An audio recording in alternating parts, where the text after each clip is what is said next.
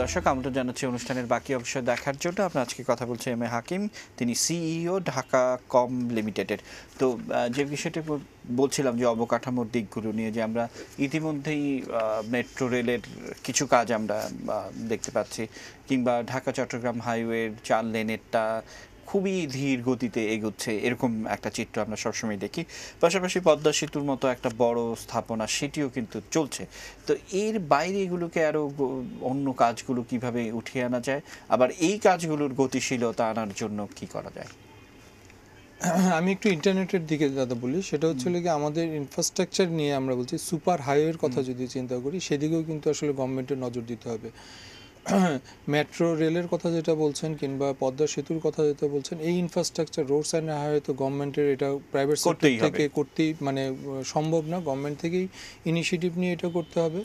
বিভিন্ন আর্থিক সাহায্য হয়তো বাইরের দেশ থেকে আসবে, কিন্তু দেশের যে ইনফ্রাস্ট্রাকচার থাকবে, আমার এই ডাটাটা এক্স পয়েন্ট থেকে ওয়াই পয়েন্টে যেটা পৌঁছাবে, সেই ইনফ্রাস্ট্রাকচারটা, এই সুপার হাইওয়েটাও আসলে গভর্নমেন্টের দিকে নজর রাখতে হবে।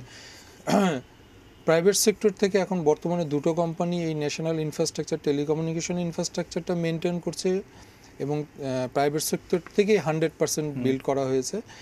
এই ক্ষেত্রে আমি মনে করি যে গভর্নমেন্ট থেকে যদি সুপার হাইওয়ের জন্য এই কান্ট্রি ওয়াইড একটা ইনফ্রাস্ট্রাকচার তৈরি করা হয়, যেহেতু আমাদের বিটিসিএল আছে, এবং আমরা জানি যে বিটিসিএলের বড় একটা ইনফ্রাস্ট্রাকচার তারা ওন করেন, এবং তার 10% 15% ইউজেস থাকে বিটিসিএল এর, এবং rest of the 80 to 85% idle পড়ে থাকে। এই ক্যাপাসিটিটা যদি প্রাইভেট সেক্টরে ইউজ করতে দেওয়া হতো, কিংবা গভর্নমেন্ট থেকে যদি আরেকটু ইনিশিয়েটিভ নেওয়া হতো, রিমোট প্লেসে গভর্নমেন্ট এখন চিন্তা করছে ইউনিয়ন পর্যায়ে ইন্টারনেট পৌঁছে দিবে, এবং অ্যাটলিস্ট ব্রডব্যান্ড কানেকশনটা, এবং ব্রডব্যান্ডের ডেফিনেশন গভর্নমেন্ট থেকে চেঞ্জ করা হয়েছে।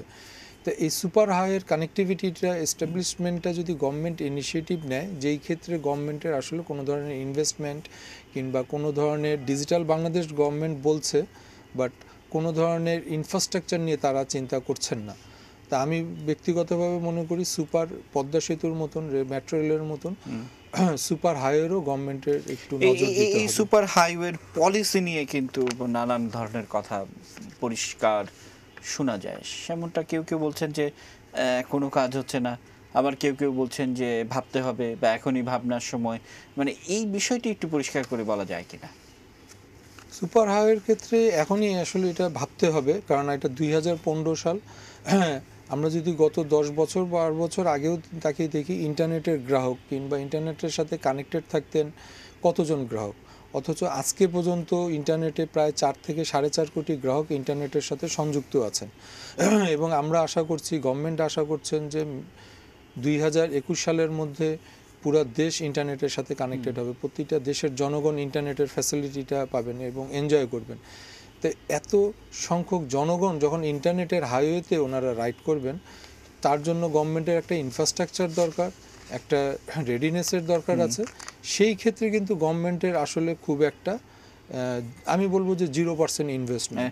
তাহলে এটার পলিসিটা কি হওয়া উচিত? কারণ যেহেতু পলিসি লেভেল নিয়ে আপনি অনেক কিছু ভাবেন, সেক্ষেত্রে পলিসির ক্ষেত্রে গভর্নমেন্টের একটা নির্দিষ্ট বাজেট থাকা দরকার, এবং প্রাইভেট সেক্টর যেভাবে দুটো এনটিটিএন করছেন, গভর্নমেন্ট থেকেও একটা এনটিটিএন আসা দরকার মার্কেটের মধ্যে, যেন লেভেল প্লেইং একটা ফিল্ড থাকে, প্রাইসও একটা যেন মেনটেন করা যায়, এবং end of the day private sector যেন প্রাইসিং যে বেনিফিট ম্যানিপুলেশন সেটা যেন না করতে পারে। গভর্নমেন্টের একটা স্টেক হোল্ডার থাকলে, যেটা আমাদের পরবর্তীতে প্রাইসিং কিংবা পলিসি কিংবা আদার্স বেনিফিটগুলি যেন গভর্নমেন্ট থেকে একটা কম্পিটিশন লেভেল নিয়ে আসতে পারে প্রাইভেট সেক্টরকে।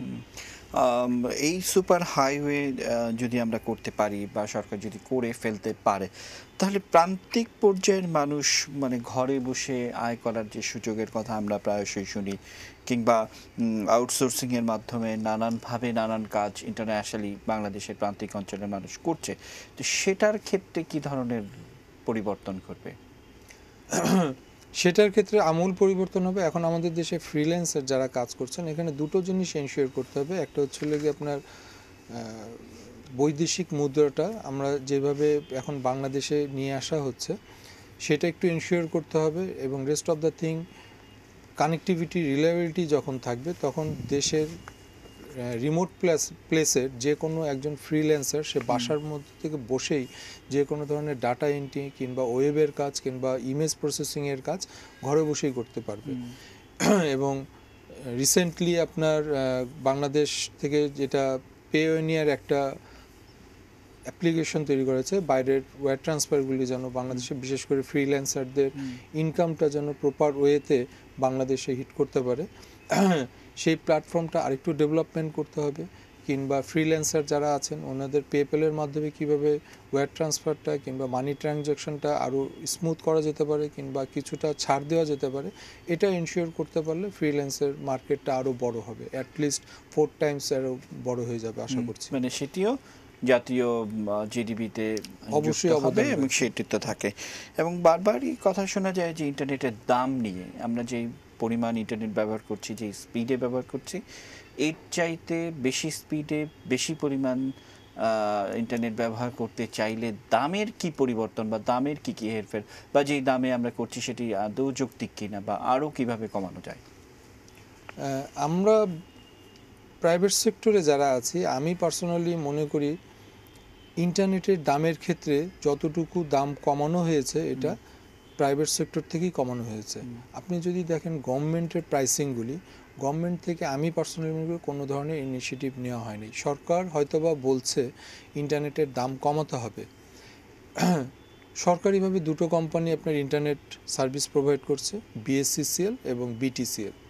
আপনি বিএসসিসিএল এবং বিটিসিএল এর প্রাইসিংটা যদি দেখেন, এখনও কিন্তু ওনারা পার এমবিপিএস 1 এমবিপিএস ডাটা কানেক্টিভিটি কিংবা ইন্টারনেটের জন্য ওনারা চার্জ করছেন 2,800 টাকা, বিএসসিসিএল চার্জ করছেন 2,200 টাকা থেকে 2,000 টাকার মধ্যে। সর্বনিম্ন রেটটা যদি আমরা চিন্তা করি ক্লোজ টু 2,000 টাকা, এবং হাইস্ট প্রাইসটা যদি আমরা করি বিএসসিসিএল এর ক্লোজ টু 4,200 টাকা। It means average BSCCL charge করছে 3,000 টাকা। বিটিসিএল এর রেটটা যদি আপনি দেখেন 2,800 টাকা চার্জ করে পার এমবিপিএস এর জন্য। হোয়ারএজ আমরা যারা প্রাইভেট এন্টারপ্রেনার আছি, আমরা শুধুমাত্র পার এমবিপিএস এর জন্য 1,500 টাকার মতন আনুমানিক চার্জ করা হয়। তো ইন্টারনেটের ক্ষেত্রে আমি বলবো যে গভর্নমেন্টকে আরেকটু নমনীয় হতে হবে, ভ্যাটের ক্ষেত্রে কিছুটা নমনীয় হতে হবে, ইনফ্রাস্ট্রাকচারের ক্ষেত্রে কিছু সাবসিডির মন মানসিকতা থাকতে হবে, সেই ক্ষেত্রে ইন্টারনেটের প্রাইস আরও কমে আসবে। তা আপনারা কম দিচ্ছেন আপনার কথা অনুযায়ী 1,500 টাকা, এবং বিটিসিএল তারা প্রায় 2,400 টাকা বা তার কিছু 1,800 টাকা। তো এই কম দিয়ে প্রতিযোগিতায় কিভাবে টিকে থাকেন? তাহলে কি গুণগত মান নিয়ে? গুণগত মান না, কোয়ালিটি ক্ষেত্রে আমরা ইনশিওর করতে পারি যে গভর্নমেন্ট সেক্টর থেকে প্রাইভেট সেক্টর কোয়ালিটি অফ সার্ভিসটা ইনশিওর করছে।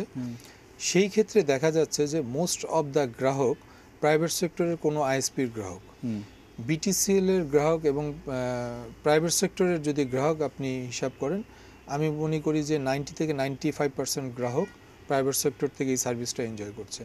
দ্যাটস ওয়াই তারা বিজনেসটা সামহাউ স্মুথলি রান করে যেতে পারছে। আর আমরা দেখেছি যে উন্নত বিশ্বে এর দাম অনেকটা কমই বলা চলে, সহনীয় পর্যায়ে। পার্শ্ববর্তী ভারতেও এর দাম কম, আমাদের দেশে বেশি। এটা কি যেহেতু সরকারি দামটি বেশি সেহেতু প্রাইভেট সেক্টর কমাতে পারছে না, বা দাম কমানোর কি সুপারিশ বা কি প্রস্তাবনা থাকতে পারে আপনার? দামটা আসলে রিলেট করে বিভিন্ন কম্পোনেন্টের ওপর। আপনার দেশের বাইরে যদি আমরা চিন্তা করি, একটা আমাদের দেশের একজন গ্রাহক সে ইন্টারনেটে কি করে, সে তার মেল কমিউনিকেশনটা করছে, এছাড়া গুগলিং করছে, ফেসবুকিং করছে, কিংবা আদার্স বিভিন্ন সাইটগুলোতে যাচ্ছে। দেশের বাইরের একজন গ্রাহক যদি চিন্তা করেন, আমি যদি ইউএসের মার্কেটের কোনো গ্রাহকের চিন্তা করছি, সে গুগলিং করছে যেই কন্টেন্টটা তার দেশের কন্টেন্ট, সে ফেসবুকিং করছে যেই কন্টেন্টটা তার দেশের কন্টেন্ট, সে বিভিন্ন ওয়েবসাইটে যাচ্ছে যেটা তার নিজস্ব দেশের কন্টেন্ট। আমাদের দেশের নিজস্ব কন্টেন্ট বলে আসলে নেই, খুব বেশি কিছু বলে নেই। তা আমাদের একজন গ্রাহক, আপনি যেই পরিমাণ ডাটাটা ইউজ করছেন, 95 থেকে 99% ডাটা আসলে ইন্টারন্যাশনাল ডাটা, 1% ডাটা আমরা ধরতে পারি লোকাল কন্টেন্ট। হোয়ারএজ দেশের বাইরে কিংবা কোরিয়া, ইউএসএ কিংবা আদার্স মার্কেট যদি চিন্তা করেন, ওদের চিত্রটা সম্পূর্ণ ভিন্ন। 1% হয়তোবা তাদের ইন্টারন্যাশনাল ডাটা, 99% হচ্ছে ওদের দেশীয় ডাটা, লোকাল কন্টেন্ট। তো ডেফিনেটলি লোকাল কন্টেন্টে যখন হিট থাকে তখন আমাদের রেটটাও কমে আসে।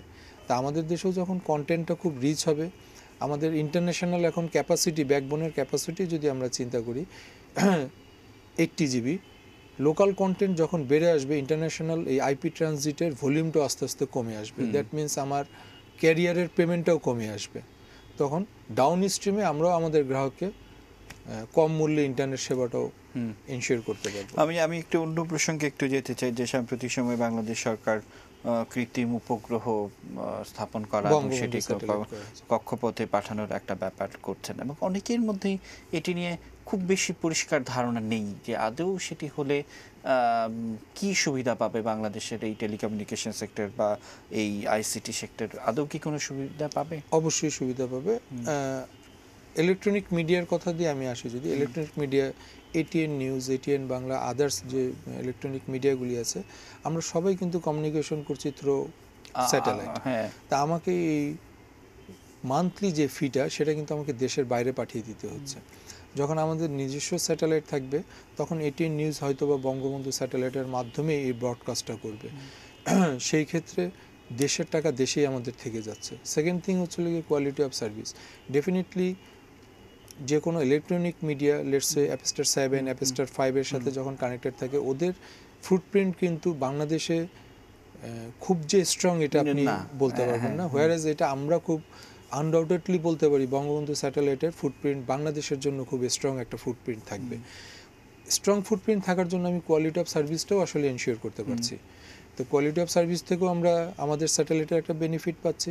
আমাদের যে বৈদেশিক মুদ্রা যেটা প্রতি মাসে যেটা আমাদেরকে বাইরে দিয়ে দিতে হচ্ছে, সেটা আমার দেশের টাকা দেশেই থেকে যাচ্ছে। এবং ডেফিনেটলি আশা করা যেতে পারে যে গভর্নমেন্টের যে প্রাইসিংটা হবে, ডেফিনেটলি আমার সিঙ্গাপুর কিংবা ইউএস এর কোনো কোম্পানির সাথে আমরা কম্পিট করে এখানে হয়তো ভালো একটা মানে এই ব্যাপারটা আমার খুব কৌতূহল জানতে ইচ্ছা করে, যে সেই মানে স্যাটেলাইট ভাড়া কম হওয়ার একটা কথা শোনা যাচ্ছে, যে সিঙ্গাপুর কিংবা অন্যান্য বিশ্বে যাদের কাছ থেকে আমরা এই স্যাটেলাইট সুবিধাটা নিয়ে থাকি, তো সেটা কতটা কম হবে, এরকম কি ধারণা পাওয়া যেতে পারে? এটা নীতি নির্ধারক মহল থেকে হয়তো প্রাইসিংটা করবে, তা আমরা আশা করি অ্যাটলিস্ট 25-30% খুব ইজিলি কমে আসার কথা লজিক্যালি। বাকিটা নীতি নির্ধারক মহল যদি ওনাদের আরও এই চিন্তা করেন যে আগামী 10 বছরেও করবে, একরকমের প্রোডাক্ট প্রাইস দাঁড়াবে। ওনারা যদি চিন্তা করে যে না, এটা আমার 50 বছরে মার্কেট থেকে নিয়ে আসতে হবে, সেই ক্ষেত্রে প্রাইসিং ডেফিনেটলি। আর যদি গভর্নমেন্ট চিন্তা করে আগামী 5 বছরের মধ্যে টোটাল ইনভেস্টমেন্টটা আমাদেরকে নিয়ে আসতে হবে, তা ডেফিনেটলি প্রাইভেট সেক্টরের উপর এটা লোড পড়ে যাবে। আমরা একেবারে শেষ পর্যায়ে চলে এসেছি। বাংলাদেশের আইসিটি এবং ইন্টারনেটের ভবিষ্যৎ আসলে কি দেখেন আপনি? আমি ভবিষ্যৎ এখনও খুব উজ্জ্বল দেখছি। খুব ইন্টারনেটের ক্ষেত্রে, আইসিটির ক্ষেত্রে এটা এখনও স্টিল বুমিং মার্কেট। আমাদের সফটওয়্যার ইন্ডাস্ট্রিতে প্রচুর পরিমাণে কাজ হচ্ছে, প্রচুর পরিমাণে কাজ দেশের বাইরে থেকে আসছে। ইন্টারন্যাশনাল মার্কেট অনুযায়ী হয়তো খুব অল্প 5-6% কাজ বাংলাদেশে আসে। আমরা যদি আমাদের ইনফ্রাস্ট্রাকচার এবং কমিউনিকেশনটা একটু স্ট্রং করে নিতে পারি, আর একটু রিলায়েবিলিটি এনশিওর করতে পারি, আমার বিশ্বাস যে আগামী দিনগুলোতে অ্যাটলিস্ট 80-90% কাজ বাংলাদেশে আসার মতন পরিবেশ আছে। এবং আদার্স যে ইনফ্রাস্ট্রাকচার রিলেটেড বিজনেস আছে, ডাটা সেন্টার আছে, দেশে একটা ডাটা সেন্টারও গভর্নমেন্ট থেকে চিন্তাভাবনা করা হয়েছে। ডাটা সেন্টারও হিউজ একটা বড় কন্টেন্টের একটা বড় বিজনেস মার্কেট বাংলাদেশে হচ্ছে।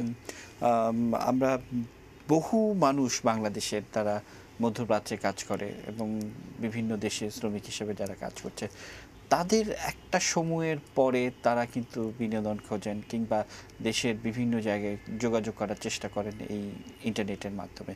তাদের জন্য কি কোনো ভালো সুখবর দিতে পারেন? দেশের বাইরে যারা থাকছেন, এটা বেসিক্যালি ডিপেন্ড করবে ওই দেশের কানেক্টিভিটির ওপর কিংবা ওই দেশের রুলস রেগুলেশনের। মিডল ইস্টে যেহেতু আমাদের দেশের অনেকেই থাকছেন, ওনারা হয়তোবা কিছু ফিল্টারিং কিংবা কিছু রুলস রেগুলেশনের মধ্যে পড়বে ওই দেশের এন্টিটির মাধ্যমে। বাট আমাদের এখান থেকে আমি পার্সোনালি মনে করি এন্টারটেনমেন্ট রিলেটেড যদি বলা হয়, প্রত্যেকটা ইলেকট্রনিক মিডিয়া কিন্তু এখন স্ট্রিমিং করা হচ্ছে। দেশের বাইরে আমাদের প্রবাসী যারা আছেন, তারা কিন্তু দেশের কালচারের সাথে এবং ইলেকট্রনিক মিডিয়ার সাথে কিন্তু অলওয়েজ একটা যোগাযোগের মাধ্যমেই আছে। এবং ভয়েসের ক্ষেত্রে আমি বলতে পারি গভর্নমেন্ট থেকে যে ইন্টারনেট টেলিফোনি যেটা, সেটা যদি আরেকটু নমনীয় দৃষ্টিতে রুলসগুলি করা হয়, ভয়েস কমিউনিকেশনটা আমি মনে করি যে দেশের বাইরে যারা আছেন ইন্টারনেট টেলিফোনির মাধ্যমে ওনারা দেশে খুব অল্প খরচে কমিউনিকেশনটা করতে পারবেন। আমরা একেবারে শেষ পর্যায়ে আমাদেরকে সময় দেওয়ার জন্য আবার আপনাকে ধন্যবাদ এবং ধন্যবাদ। অভিনন্দন জানিয়ে আজকের অনুষ্ঠানটি শেষ করছি। প্রিয় দর্শক, এই ছিল আমাদের আজকের আয়োজন এবং আপনারা জানেন যে বিজনেস লাঞ্চ রবি থেকে বৃহস্পতিবার দুপুর 1:15 আমরা এই অনুষ্ঠান নিয়ে হাজির হই। আজ বিদায় নিচ্ছি।